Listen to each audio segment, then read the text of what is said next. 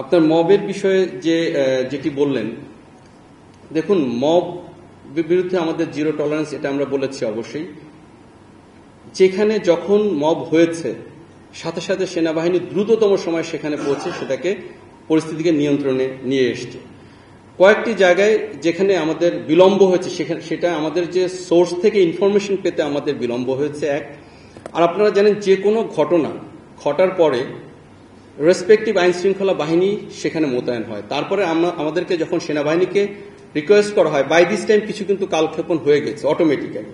তারপরেও আমরা আমাদের নিকটস্থ ক্যাম্প থেকেও যদি আমরা আমাদের পেট্রোল পাঠাই, তারপরেও কিন্তু কিছুক্ষণ বিলম্ব হয়। এই সময়ের মধ্যে আসলে কোনো ঘটনা যদি ঘটে যায় সেটার দায়ভার আইন শৃঙ্খলা বাহিনী নিতে পারে না। বাট এমন একটু উদাহরণও দেখাতে পারবেন না যেখানে আমাদেরকে রিকোয়েস্ট করা হয়েছে বাট আমরা যাইনি, বা সেনাবাহিনীর সামনে মব হয়েছে সেনাবাহিনী কোনো অ্যাকশন নেয়নি, এরকম কোনো ঘটনা এখন পর্যন্ত ঘটেনি। তো আমাদের উপর আস্থা রাখেন, আমরা চেষ্টা করে যাচ্ছি ইনশাল্লাহ সামনের দিনগুলোতে এ ধরনের ঘটনা আরও কমে আসবে। দেখুন, গুম কমিশনের বিষয় নিয়ে যে গুজব, সেটা আসলে গুজব। কেননা গুম কমিশনের জন্য ইনভেস্টিগেশনের জন্য আমাদের যাদেরকে ডাকা হয়েছে সবাই গুম কমিশনের সাথে কথা বলেছে, সর্বাত্মক সহযোগিতা করেছে এবং এখনো সহযোগিতা করে যাচ্ছে। ভবিষ্যতে যদি কোনো সহযোগিতা দরকার হয় বাংলাদেশ সেনাবাহিনী সে সহযোগিতা করে যাবে। এই বিষয়ে কোনো কিছু যদি আপনারা শুনে থাকেন সেটা রিয়েলি গুজব। যে আপনার প্রশ্নের প্রথম অংশে ছিল সীমান্তে আরাকানদের যে দৌরত্ব বেড়েছে। দেখুন, সীমান্ত যে সংস্থাগুলো কাজ করে, বর্ডার গার্ড বাংলাদেশ, কোস্টগার্ড, তারা এই বিষয়গুলো নিয়ে কাজ করছে এবং তারা এ বিষয়ে সজাগ আছে, সোচ্চার আছে, তাদের পেট্রোল চলমান আছে।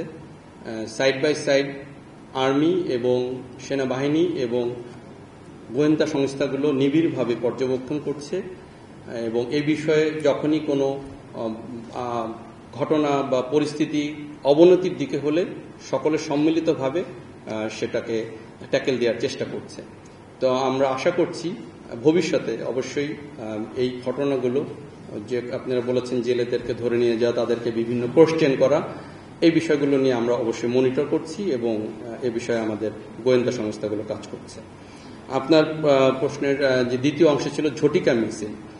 ঝটিকা মিছিল বা যদি কোনো অনিষিদ্ধ দলের জন্য এই মিছিলগুলো যদি করার যে নিষেধাজ্ঞা থেকে থাকে তার বিরুদ্ধে অবশ্যই আইন শৃঙ্খলা বাহিনীগুলো তারা এই বিষয়গুলো খতিয়ে দেখবে এবং যথাযথ ব্যবস্থা গ্রহণ করবে।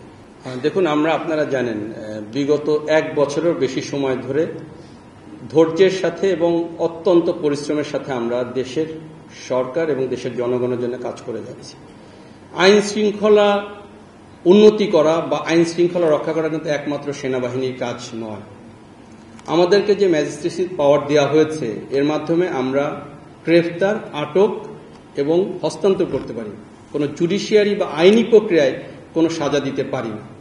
সো এটা একটা বিষয়।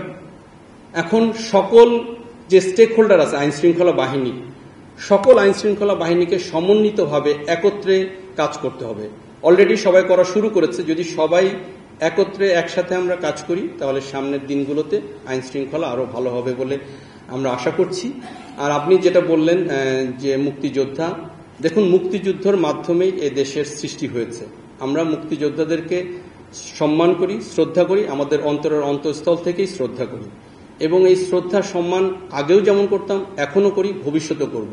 কোনো মব বা কোনো কিছু দিয়ে আমাদের মুক্তিযোদ্ধা বা মুক্তিযুদ্ধকে ছোট করার কোনো সুযোগ নেই। আপনারা জানেন যে মব একটি সৃষ্টি হয়েছিল মুক্তিযোদ্ধা ফজলুর রহমানের বাড়ির সামনে। এটা আমরা যখন মেসেজ পেয়েছি সাথে সাথে সেইখানে আমাদের দায়িত্বপ্রাপ্ত ইউনিট ওখানে উপস্থিত হয়ে সেই সিচুয়েশনটাকে, পরিস্থিতিটাকে নিয়ন্ত্রণ করেছে। সো এই বিষয়ে আপনারা নিশ্চিত থাকতে পারেন সামনের দিনগুলোতে পরিস্থিতি আরো উন্নতি হবে ইনশাল্লাহ।